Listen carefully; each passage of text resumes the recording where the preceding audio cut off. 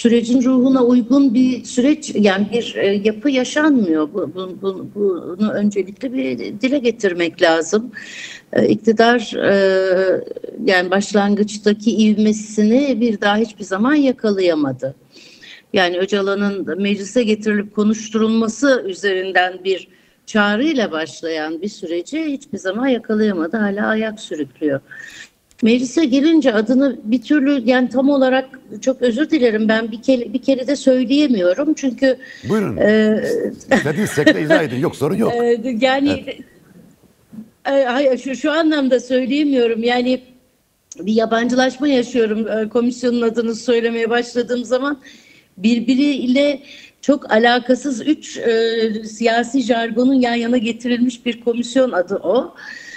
Ama yani komisyondur. Komisyonun öncelikle yasal bir güvenceye kavuşturulması gerekiyor, biliyorsunuz. Yani komisyonun kendisine atfettiğimiz görevleri üstlenebilmesi için, hani değil silahsızlanma ya da işte karşılıklı Antant'ın ilk basamaklarının yasal düzlemde atılmasını gerçekleştirme ve ondan sonra da Türkiye'nin demokratikleşme sürecine katkılar yapacak önerilerde bulunma falan gibi böyle uzun uzun yüksek anlattığımız yapıları gerçekleştirebilmesi için komisyonun kendisinin bir siyasi güvenceye kavuşturulması lazım. Yani bunu da hukuken, yasalarla sabitlenmesi lazım. Henüz bu daha yapılmış değil.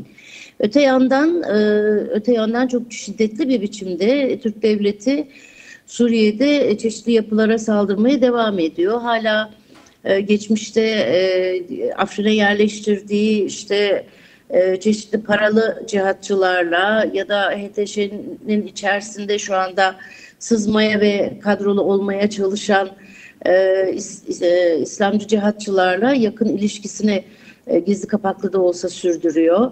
Hakan Fidan'ın süreci sabote edici bazı çalışmaları sürmekte Suriye'de. Suriye bir kilit nokta haline geldi. Irak'ta benzer bir biçimde çalışmalar yapılıyor ama bir yandan da dünyanın konjonktürü, daha doğrusu Orta Doğu'nun yeni konjonktürü, yani Kıbrıs'ın bir stratejik nokta olarak giderek daha belirginleşmesi, oradaki iktidar odaklarının kendi aralarındaki kavgalardan artıp giderek uluslararası sistemler içerisine dahil olma biçimine dönüşen kavgalara doğru giden bir Kıbrıs profilinin olması, İsrail'in Laskiye'den itibaren bütün sahil boyunu, neredeyse Suriye'nin bütün sahil boyunu işgal etmekte dirençli görünmesi gibi bazı yeni gelişmeler var ve Türkiye'nin... Peki bu yeni gelişmeler varken evet, hocam çok güzel, bu yeni gelişmeler... Ne de Erdoğan'ın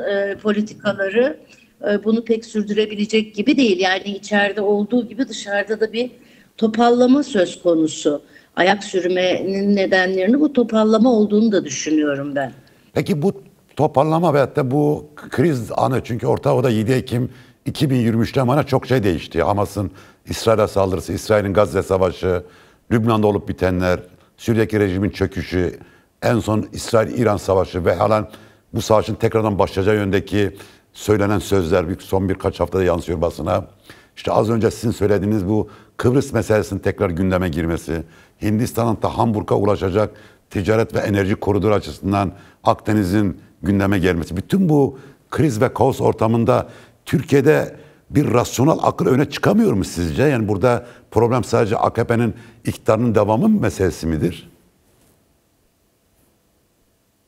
Bunu neye yönelik olarak sorduğunuzu anlamadım. Yani şu anda bütün zamanlardan daha yüksek bir rasyonel akıl muhalefet olarak da görünüyor aslında.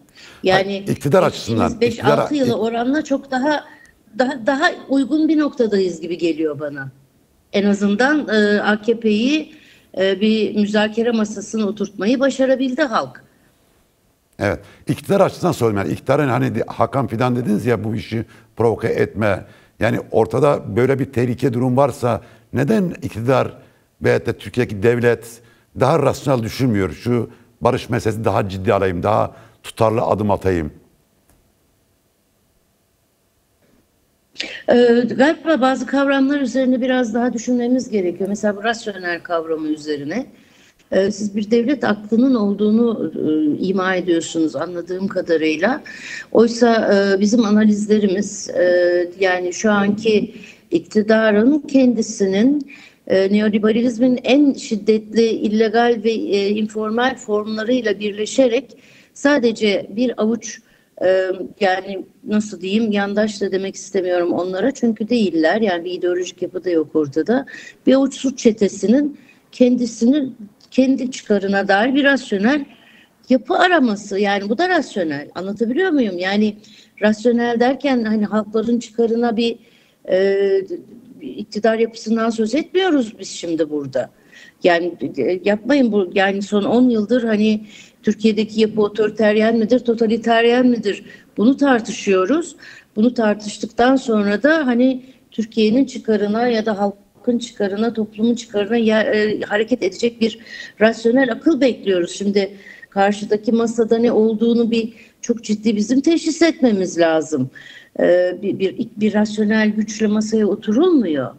Evet. Kendi rasyonelitesini dayatan ve bunu uzun süredir de yapmakta olan, yani ta 90'lardan bu yana yapmakta olan artık giderek çeteleşmiş bir iktidar yapısıyla masaya oturuluyor.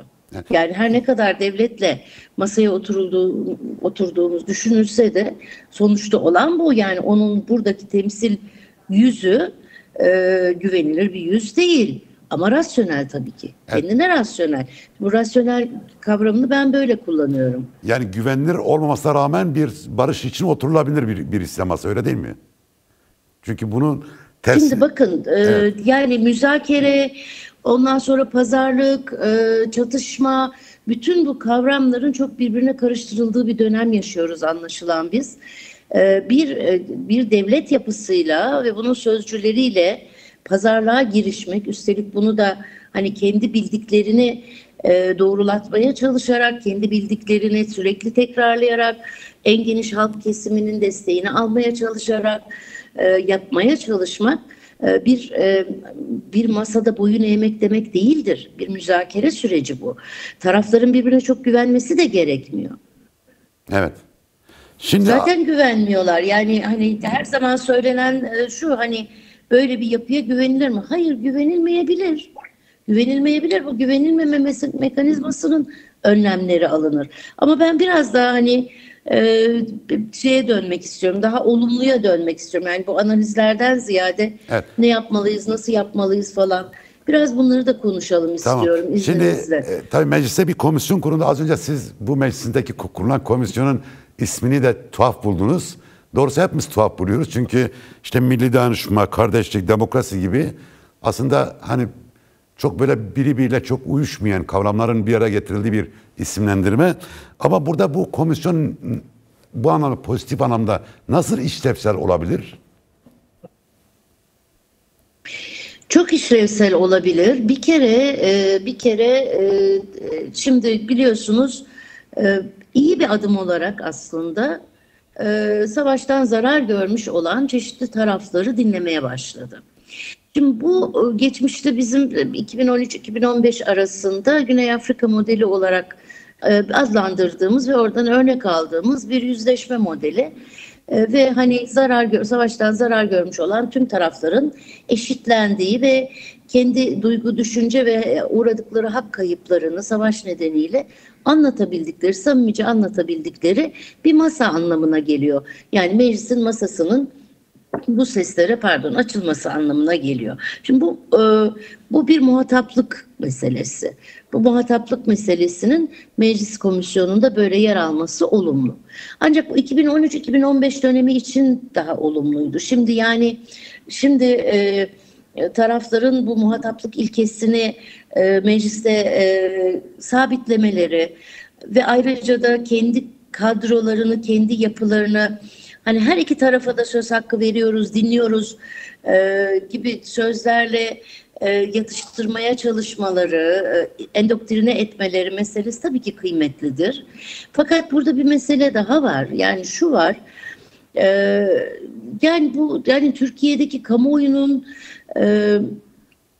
iknası meselesi, çeşitli siyasi görüşlerdeki kamuoyunun iknası meselesi artık bu yapıya indirgenemez durumda. Yani bu çeşitli siyasi gruplardaki kamuoyunun iknası meselesi iktidarın bir sorunudur. Kendi kamusunu ikna etmek onun sorunudur. Bunun için meclisler komisyonuna böyle gerek yok. Bir an önce toplantılarını yapmaya başlasın. Bir an önce ilkelerini, yol haritasını, en azından bir 90 günlük yol haritasını çizsin. 30'ar günlük programlar göstersin. Yani bu dinleme seansından sonra nelerin yapılacağına dair topluma bir bilgi versin. Yani asıl mesele bu bence. Bir diğeri bu muhataplık meselesini bir daha kazımak gerekiyor. Yani muhatap kimdir? Komisyonda dinlenecek olan muhatap kimdir? Tabii ki komisyonda dinlenecek olan bütün STK temsilcileri, taraflar, yapıdan zarar görmüş olanlar, acısı olanlar, sözü olanların yanı sıra ve daha ötesinde mecliste dinlenecek olan Abdullah Öcalan'dır. Çünkü muhataplık ilkesinin tam olarak hayata geçirilmesinin koşullarından en önemlisi bu. Başta verilen söz de bu. Yani meclise gelip konuşması. Bu nasıl yapılır? Bu gayet pratik yapılabilir. Çünkü iktidar kamuoyuna açıklanan görüşmelerin dışında biliyoruz ki Öcalan'la görüşmelerini sürdürüyor, mektuplaşmalarını sürdürüyor. Çeşitli taraflara çeşitli mektuplar gidiyor. Dolayısıyla bunu hukuken gerçekleştirmemek için, artık açıkça gerçekleştirmemek için bir neden yok. Dolayısıyla Öcalan meclise ya çağrılmalı, ya komisyona alınmalı, ya komisyon gitmeli, ya başvurmalı, ya işte mektupla istenmeli, ya soru kağıdı gönderilmeli, ya bir konferans toplantısıyla bu. Yani her ne olursa olsun bunun hukuki yolu bulunmalıdır ve muhataplık ilkesi tam olarak hayata geçmelidir. İkinci söylediğimde dediğim gibi yani bir yol haritası belirlenmelidir. Yani bu günlerce tabii ki sürmeyecek, zarar görmüş olanların, savaş yaralılarının dinlenmesi mecliste, ama bundan sonra ne yapılacağına dair en azından bir 90 günlük yani orta vadeli bir yol haritasının da çıkartılması gerekiyor. Siyasi düzenlemelerin tabii yapılması gerekiyor. Siz de her zaman söylüyoruz. Bu siyasi düzenlemeler kişiye özgü hukuksal düzenlemeler de değil. Bu siyasi düzenlemeler, hukuki düzenlemeler, kitlesel bütün toplumu ilgilendiren hukuki düzenlemeler. Mesela terörle mücadele kanunundaki çeşitli maddelerin acilen ilga edilmesi lazım ve bu KHK'larla ilgili bütün süreçleri de yeniden geriye döndürecektir. Bunun bir şeyi alınması lazım. Önlemi alınması lazım. Meclis mesela bunu rahatlıkla, meclise öneri olarak sunabilir ve meclis de bunu kabul edebilir. Evet. Yani komisyonun görevi yasa yapmak değildir ama komisyonun şu anda yapması gereken görevlerden birisi bu. Evet. Hukuken çeşitli yollar önermek, ama asıl önemlisi siyasi mahkumlar ve terörle mücadele kanununa ilişkin net, haritalı, tarihli düzenlemeleri gündeme getirmek ve önermek. Evet, tabii burada, bir şey soracaktınız, evet, özür dilerim. Burada tabii demokrasi barış arasında bağı görüyoruz. Yani hani Türkiye gibi bir ülkede barışın sağlanması kısmen demokrasinin de alanın genişlemesiyle alakalı bir şey.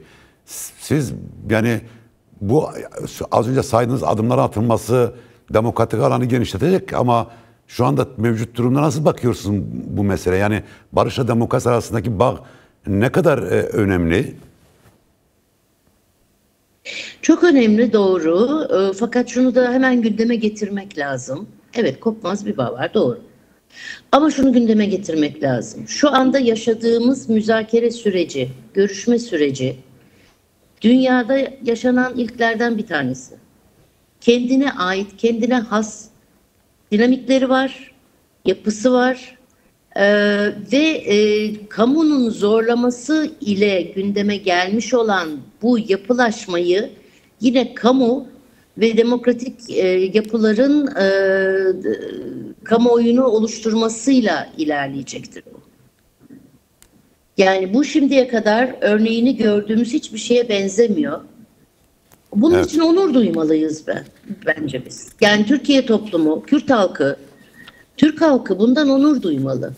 Dünyaya bir model sunabilirsek eğer, yeni bir yapılanmayı böyle gerçekleştirebilirsek, bunu yaparken de bunun ideolojisini kurabilirsek, bu harika bir hediye olur. Yani şimdiye kadar gördüğümüz hiçbir müzakere sürecine benzemeyen bir süreçle karşı karşıyayız. Dolayısıyla bunun ideolojisini, barış ideolojisini, barış ve demokrasi arasındaki ilişkinin ideolojisini, bunu yeniden yapılandırmasını hemen kurmak durumundayız. Dolayısıyla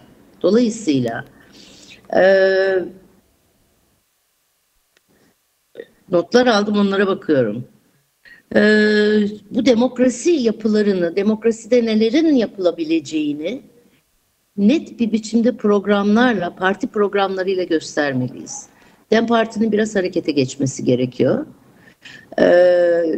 Yeni programlar konusunda, yani sadece mevcudun anlatılmasından çıkıp yeni bir programın, yeni bir hayatın, bundan sonraki yapının nereye doğru evrilmesi gerektiği konusunda ana tartışmaları başlatıcı olması gerekiyor. Sivil alanın tartışmalarını açmamız gerekiyor yeniden. Halk alanı tartışmalarını açmamız gerekiyor. Yeni politik ekonomi tartışmalarını açmamız gerekiyor.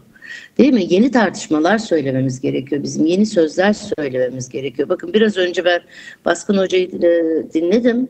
İlginç mesela o yani hani böyle organikçi, toplumu bir organik yapıya benzeten, hani doğar, büyür, çürür, ölür falan gibi bir toplum anlayışıyla hareket eden bir ideolojiyle toplumun çürüdüğünü söylüyor.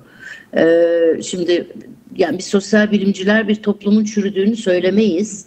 Çünkü bu içinden çıktığımız topluma çok büyük bir hakarettir. O toplum bizi de çıkardı. Ve ayrıca bir toplumun çürüdüğünü söylemek, onun içindeki dinamik güçleri de inkar etmek anlamına gelir.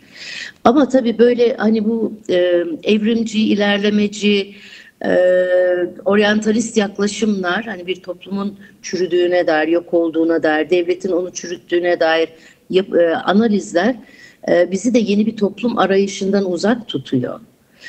Yani buradan çıkış ne olabilir? Şimdi bu tür hani analizlere göre yani ya elitist, aristokrat bir aktör grup öncülüğünde olabilir ki Baskın Hoca onu Doğu Ergil Hoca. Doğu Hoca. Onu Doğu Ergil Hoca, Baskın Hoca değil. Selam olsun Baskın Hoca'ya bu arada, kusura bakmasın. Doğu Ergil Hoca onu bize şöyle gösteriyor. Yani onlar eski cemaat yapılarından buna alışkınlar. Hani toplumu alıp sürükleyecek, ona maneviyatını kazandıracak yeni yapılar gerekiyor gibi anlatıyorlardı sürekli topluma. Oradan alışkın buna. Ya da yani Leninist Parti savunuyor Doğu Hoca, ben onu bilemiyorum tabii, ama yani biz komün diyoruz yeni bir yapı için.